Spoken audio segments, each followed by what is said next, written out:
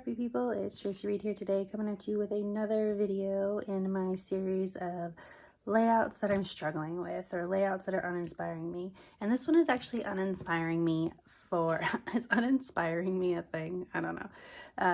It's 10:30 at night. You'll have to forgive me.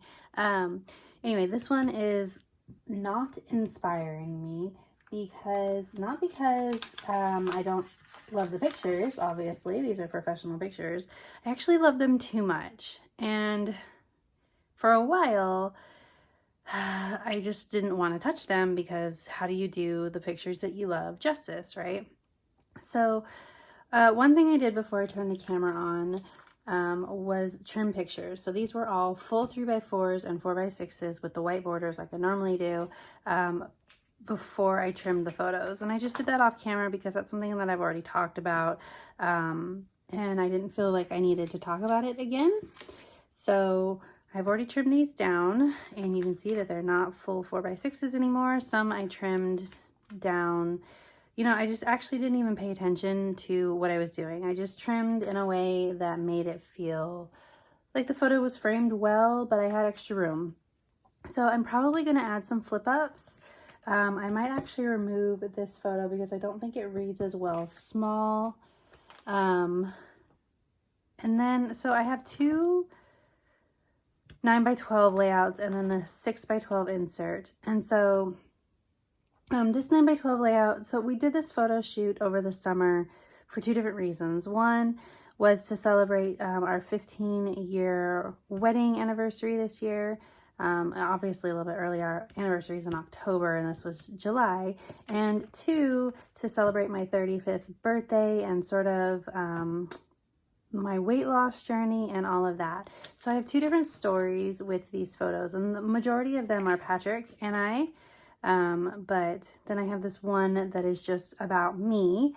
So this is actually going to be a 3-part series because I'm going to tackle the pockets first. Well, I actually might do this side first.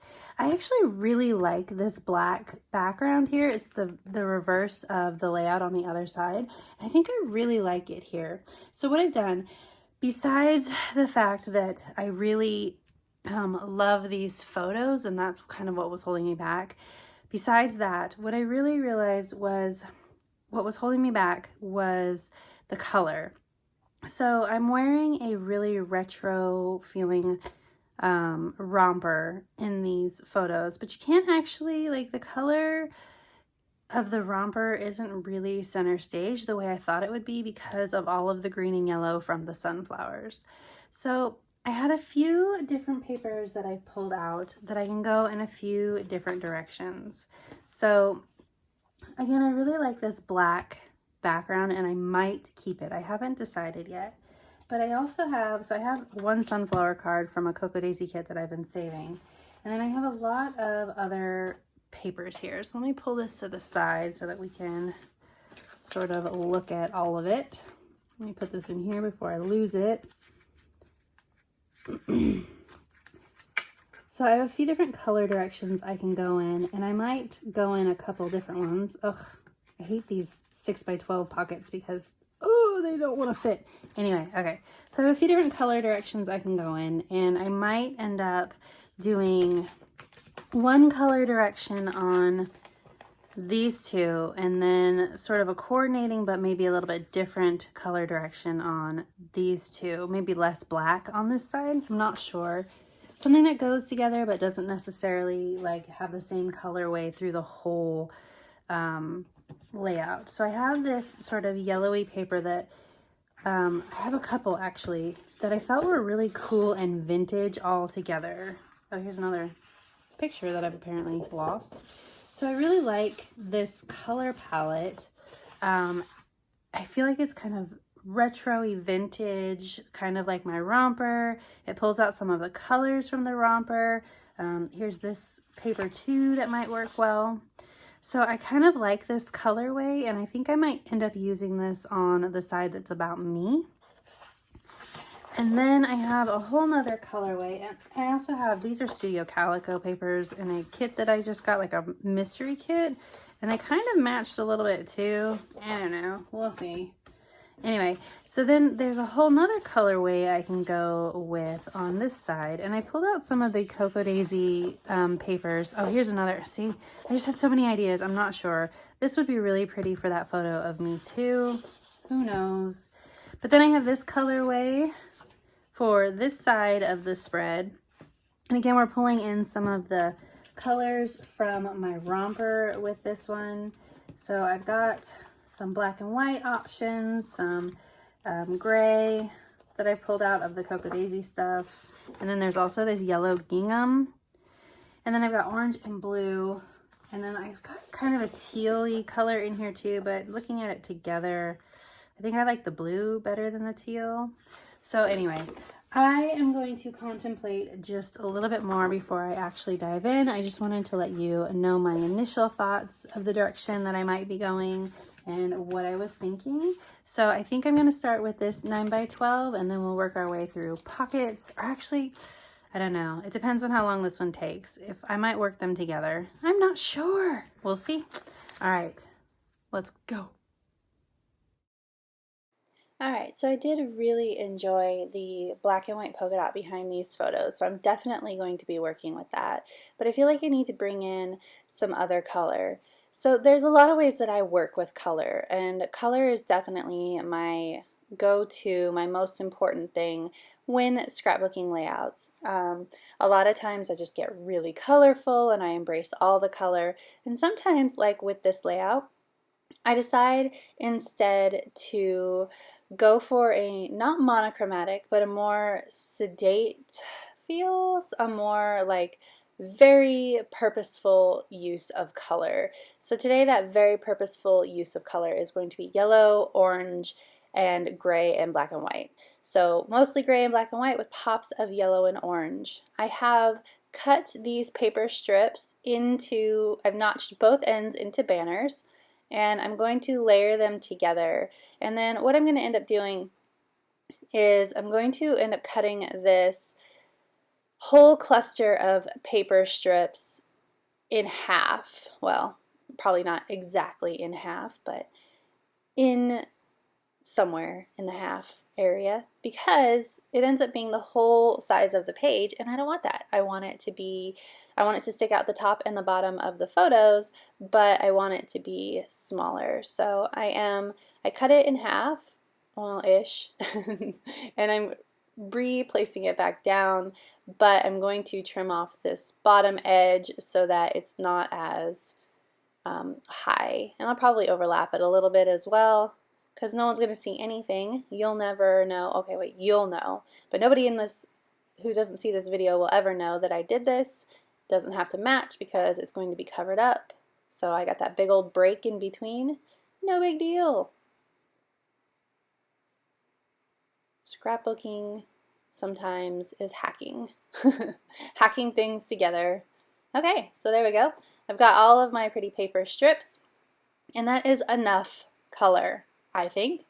I don't want to detract from the photos, so I'm going to limit the rest of my color usage, at least on this 9x12, to gray, black, and white, basically. And I'm going to add in some gold, too. I'm going to add in a title that says 15 years married, because these photos were sort of an early anniversary / birthday, not present, but like just something I scheduled for that. Sunflowers are my favorite. They always have been. And these sunflowers bloom every 2 years here in Tennessee. They open it up every 2 years for people to take photos in and come see. And this year I turned 35. We've been married for 15 years. So it was just like the perfect time to get some professional photos done. So I've cut down that paper into journaling strips, trying to break out of my rut a little bit and add in different ways to journal. So I've pulled in some black and white embellishments that I got in a Cocoa Daisy collection from a Pretty Little Studio that are going to be really awesome on this spread. So I'm pulling aside the ones that I think might work, and I'm going to start placing them around the spread, just trying to figure out like how to, you don't want to detract from such pretty photos, right? You want to enhance them. So I'm trying to add in embellishments that I feel are fun and a little bit irreverent for how important these photos are, how pretty they are. I feel like the doodly effect sort of really adds a level of irreverence that I found to be really helpful when scrapbooking these photos, because oftentimes when we have photos that we really love, we really hesitate to scrapbook them. Obviously, I have been hesitating to scrapbook them because they're still sitting in my album 6 months later. So I found that by breaking out of that these have to be sacred box, it really helped me to have fun with the layout and really enjoy scrapbooking them. So I actually took the leftovers from that sticker sheet that had little gold hearts and used them sort of as a paper strip or an embellishment strip instead of the hearts themselves. Well, obviously I've already used the hearts, but I thought that they would be a fun little, like, almost like a washi feel on the layout. And I think that's really cool. So always keep an eye to your scraps to see if there's something that you can use in your layout in a different way. So that's really sweet. I'm going to use these little plus signs. And then this side is going to be good, and I'm actually going to work on the pocket page, the front of the pocket page, the 6x12 as well. So that's good. I like it. Okay, maybe I need to adjust it a little. Now I like it. So let's move over to the pocket page side. There we go. I'm going to use this opportunity to bring in a little bit more color. I need to back all of these photos, so I'm going to use the orange, and I pulled out in that white newsprint looking one. Here is more of that gray wood grain and the yellow. So because these are going to be behind the photos, you won't see a ton of them, but you will see a little bit more of the one behind that bottom photo, so just kind of contemplating what color I want to see the most of. And I'm thinking it's going to go with that yellow. Yeah, I like that. That's a good color balance. So these are going to come together really fast because I'm going to keep them a little bit more simple so that they are accents rather than detractions from the main show over there on the 9x12. I like adding in that black and white tribal paper as well. So I just added it to the bottom of that card. Plus it brings in some of the black and white from that side, which was helpful. Just going to glue these down. Then I'm going to work with some of those pretty little studio die cuts again and bring that sort of whimsical feel over to this side. Really love the way that those plus signs frame the photos on both sides. And of course the actual frame, so you can zero in right on us on that bottom photo. I decided not to omit that bottom photo, but rather enhance it with this frame and that gold heart. And I'm actually going to take that So Grateful and rotate it a little bit, looking through the word strips first. So I'm going to put this vertically actually.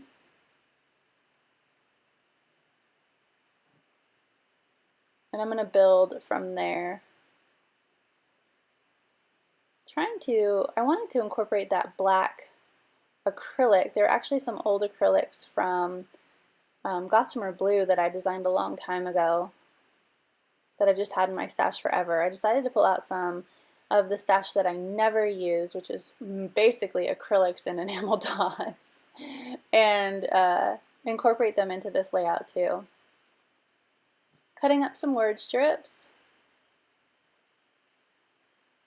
I always, when they're longer like that, I like to layer them and like stack them rather than keep them long on smaller photos. There we go. And I'm just about done here. I'm going to switch over to the live action and explain my thought process and what I'm feeling for the other side of the spread. All right.